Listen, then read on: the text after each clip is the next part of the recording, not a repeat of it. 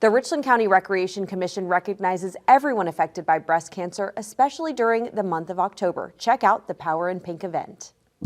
We're at the Power in Pink event with the Richland County Recreation Commission, and here to tell us a little bit more about this event and others that are offered during the month of October is Hamilton Jacobs, one of the commissioners on the board. Thanks for joining us. Thanks for having me.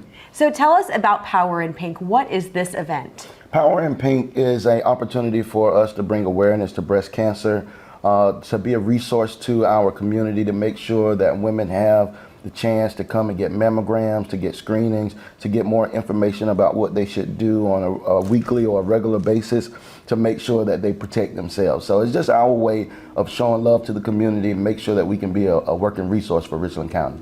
And I love just the environment here. You know, everybody's wearing pink. It's a really positive environment. You got the DJ going, you got a raffle and everything. So just tell us about the importance of bringing people together, specifically those affected by breast cancer, in this type of positive environment. It's good to have each other together. It's a way that we heal when we hear the testimonies of one another and see how each one of us were able to come out of our situation. Then it brings healing to the person that may be going through. So when they, or someone who may go through, so when they're able to face that adversity or they go through that obstacle, stumbling block, whichever one it is, then they have a reminder that they can make it through. I love the name of this event, Power in Pink, because there's such power and strength that you have to go through this journey. So tell us about how important it is to have that connection, that breastie, as you call it, which I love, and come to events like this and connect with others who are going through the same thing. Well, I feel like the events are important because it gives you the opportunity to hear information from fellow survivors. It gives you the opportunity to encourage those that are still fighting, and to just bring awareness, because we could all have the same diagnosis, because I'm triple negative, but all of our journeys and all of our treatment plans could be completely different. Right. And then, so much is going through your mind. You're thinking, do I do lumpectomy, mastectomy? Do I reconstruct? And I salute my pink sisters, my breasties that elected, not to reconstruct, because there is so much strength, in that alone. For me, I was not there at that point in my journey. So I did the, bilateral mastectomy with reconstruction. But, events like this give you strength, encouragement, because even though we have now reached the survivor end of this journey, we're still pressing forward and putting God first and just trusting, praying, and believing that we too will meet our, milestones, because there are certain milestones you have to reach as a survivor in the hope and, the prayer of remaining cancer-free. Anybody on any cancer journey, the only thing I can encourage them is to put God first. This is your life, your fight, your journey, so you navigate it your way. So joining us now is Margot, who is a caregiver for her mother, and we've talked about how important it is to recognize caregivers. And I'm sure that was such a journey for you, taking care of your mother, and you said you did that with your sister as well. So what was that like? Well, we're a blended family, so that was my stepmother. Okay.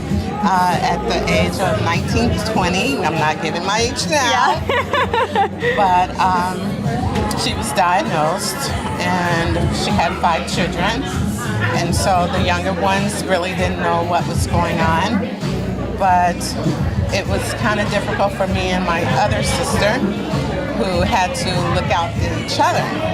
So when she saw us getting depressed, she decided that she was going to teach us another way. So she would take her implants out and throw them at us and make us catch them and feel. And therefore we were able to feel what she was going through. Yes. So now when we see boobies, oops, did I just say that? That's okay. When we see boobies or survivors or those that are hurting going through the chemo, we know now to have more empathy for everyone. Yes. And so how important are events like these where everybody comes together, survivors, caregivers, resources? How important is that? Okay, resources are important because back in the 70s and 80s, we didn't have people to talk to. You literally had to either bear it and grin it or rely on each other. So now I try to attend as many as I can. This is really my first time ever telling my story, but it allows you to see that there are survivors. And surviving trauma, any trauma, especially cancer, makes you either weak or strong, tears your family apart. Some people divorce because they can't handle it. But she had us all, so now we have each other. Absolutely. We're outside now in front of the mammography truck that is one of the many resources offered here at Power in Pink. So here to tell us a little bit more about that is Lisa from the Richland County Recreation Commission. Thanks for being with us. Thanks for having us. Tell us a little bit more about this mammography truck, why you guys brought this out here and why it's so important. Well, breast health is extremely important for women and for men as well, and we want to make sure we have a resource out here where they can come, especially people on this side of town, on the lower Richland side. They can come here, get their mammogram, go inside, and have a fun time at Power in Pink. I love that. Yeah, it is such a positive environment, and just seeing the sea of pink, Yes. everybody matching is just, it's such a wonderful feeling. And just to see the camaraderie between people who either know each other or may not know each other. Right. And that's one of the great things about this event. So talk about the importance of bringing people together who are affected by breast cancer. Yes, so I'm sure like most people, you know someone that has breast cancer, you've had breast cancer, so it's close to a lot of people. So we wanted to bring not only our survivors, not only people that are, you know, are in memory of someone that might have passed away from breast cancer, but also the caretakers.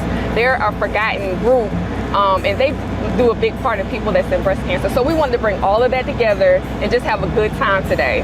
So tell us more about what a caretaker is for those who may not know.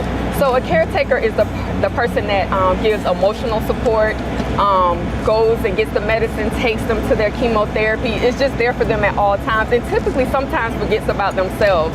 So caretakers are very important. They're really dear to my heart as well. That is a very involved job, and I love how you're recognizing them too, because I think you're correct. We do forget about them a lot, and they definitely deserve recognition. Yes. And I think one of the ways that you guys have recognized them is, of course, including them in this event, but also there are so many fun things happening, like a raffle. Yes, yes. How fun. Yes, we have bingo, the raffle like you said, we have line dancing, and we have a great meal for everybody.